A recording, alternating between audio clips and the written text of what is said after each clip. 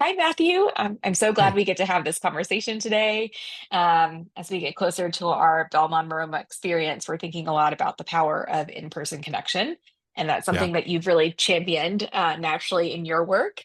And I'd love to explore that with you. So, to I start love us that. off, yeah, thanks for being here. To start us off, can you share a personal story of how a networking event led to a meaningful connection or opportunity in your career?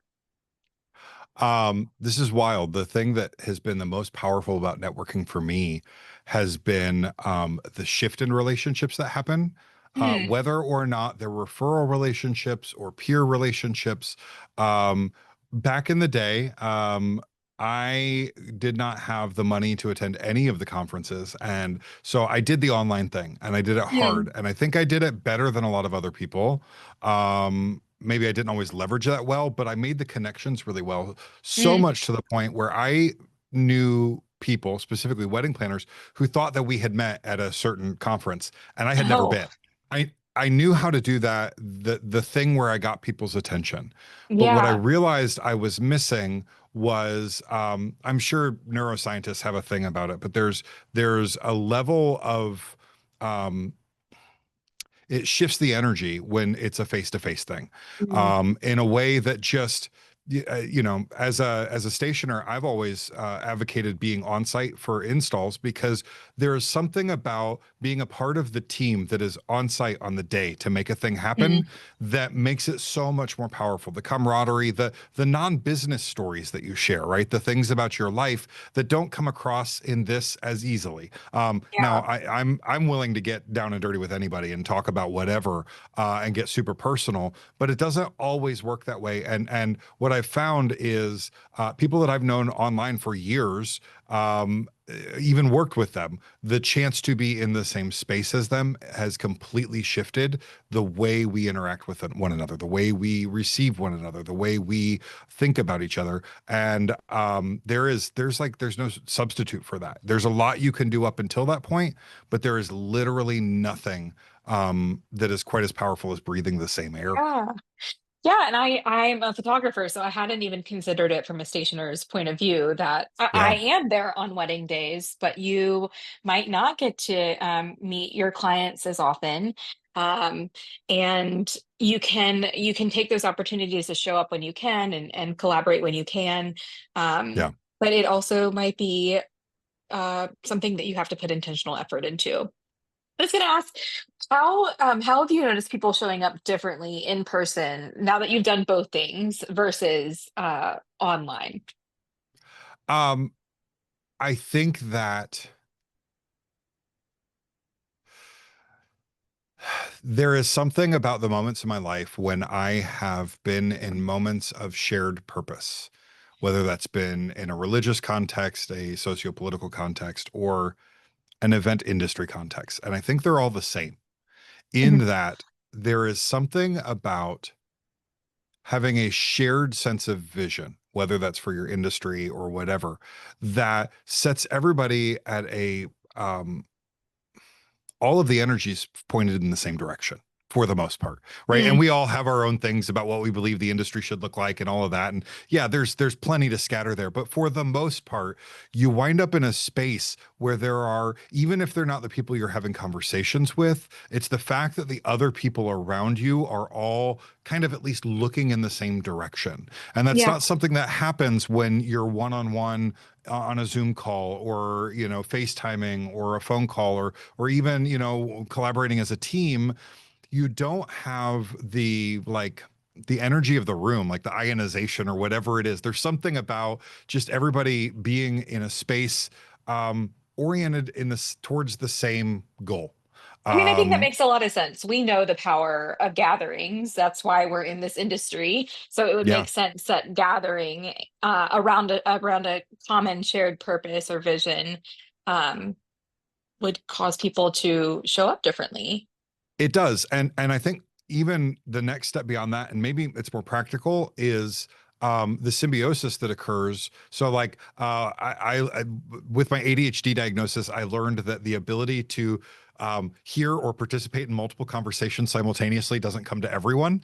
But I'll Oh. be sitting in a space and I'm very aware of every other conversation that's happening around me, and want to interject which isn't Mhm. always a thing. And I've learned when that's going to be well received and not, for the most part. Sure. But it's the idea that you can be having a conversation and someone can be walking by and get ignited by whatever they hear and go, hey, can I join you? And all of a sudden that conversation takes on a whole new life, or a new connections made, or whatever it is. Yeah. That doesn't happen in this closed in space that we're in right now, right? It only happens when there are other people in the room, when the noises overlap, the voices overlap. And I think there's something really powerful about the chance for connection that happens when there's a little more chaos. It's very like Ian Malcolm from Jurassic Park, right? It's chaos theory. It's what can happen when we are all in the same space with different goals, different focuses, different things, but we all wind up together, and something beautiful and new comes out of that that just doesn't happen unless you're in each other's presence. Yeah, absolutely. Okay, so thinking back to maybe your one of the favorite your favorite networking events that you've attended, can you think of a time when that has happened, or when like bumping into somebody else's bubble and thinking shifted your own thinking or brought something fresh to your work? Um, it happens almost every time.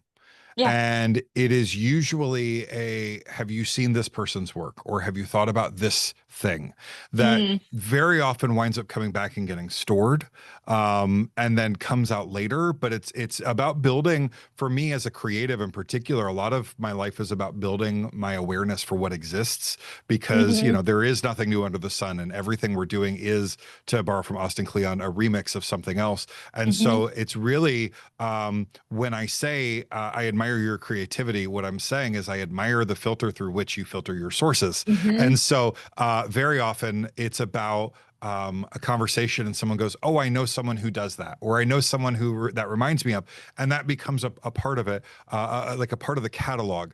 But there are then also very much times where new collaborations happen specifically because someone just happened to be in the same space. Mm. I can think of an event where literally it was just, who walks around the room in the most interesting way? That's who I want to know. And I'll walk up to those people, and it turns into a thing. It's turned into work. It's turned into introductions that have led to some of my biggest projects, certainly some of my most creative projects.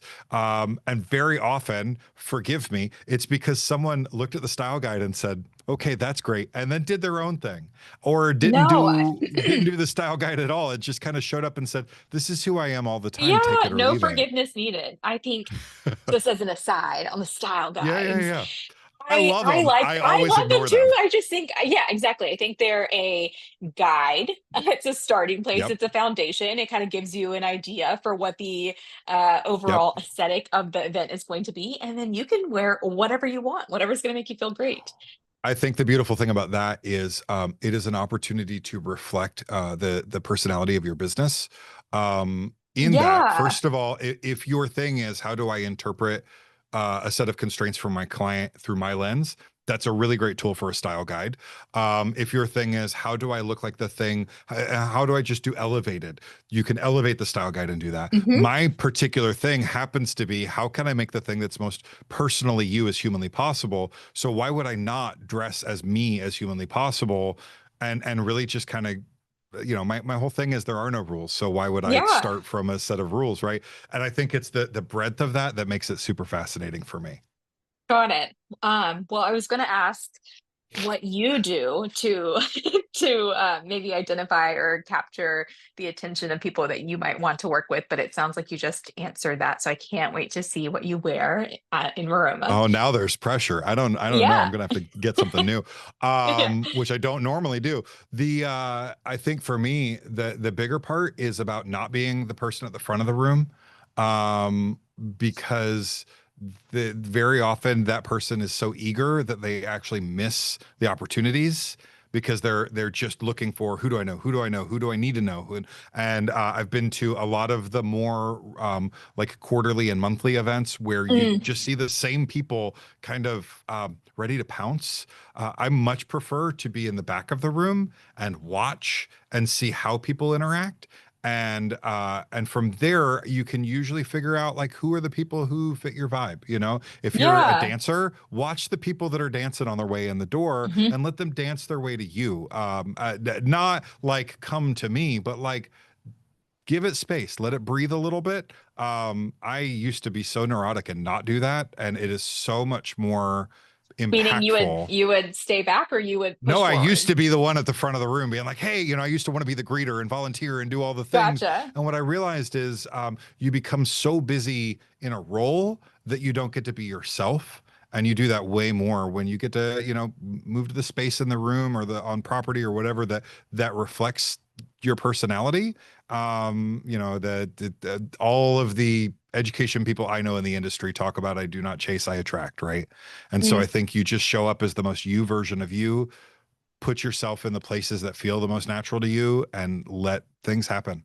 yeah. I Just come so in with as little reassuring and so scary for so many people, right? it's Because it's like you terrifying. just have to be yourself, and then you have to figure out who Yeah. yourself is as in this business and in Oh, this industry. Yeah. right. Well, and then you do face like rejection. You face someone going, Yeah. I don't like that. I don't want And that. Yeah. the reality is, do you want to work with someone who doesn't see you that way? Right. Like I don't. And so I would much rather, I always tell the story. My dad was a pastor at the kind of churches where the amount of makeup you wore was a sign of like how of the world you were and wasn't Mm. necessarily something people celebrated. And so my mom, I remember we would, you know, the way my dad would get a new job at a church would, we'd go spend the weekend at a church that he had interviewed at. He would preach on Sunday morning, and then they'd literally vote on us while we were in the building. Like we go to the back of the building into some room and they'd vote, and then someone would come tell us if bring us up to the front or let us sneak out the back door. And my mom would always wear the most makeup she would wear ever on that day because she knew that if they were okay with her then, they'd be okay with her. She knew Mm. she didn't have to worry about that line. And, you know, there are a lot of other things to worry about, but in that one area, she knew that being herself just kind of set the relationship where either you're going to accept me for who I am or we're not a fit. And I think that the goal should be as you as you can be as unapologetic as you can be, and focus on attracting the things that feel like good connection. And don't worry if it's not. It just wasn't meant to be, and that's way Yeah. easier said than done, but very And the true. thing about it is, life is just so long. I was talking about this with Ashley Douglas before our Chicago event that sometimes it's not even about like you meet X and then you and X work together, and it's like Right, X becomes your reason you made money or have a project or whatever. It could right. be that X remembers you and introduces you to Y, and then Y, tells Z about you. And Yep. it's just there's a lot of magic that can happen if you stay open and Yeah. if you truly bring yourself and your energy. I love it. I think for me, my favorite is when X goes, have you ever considered?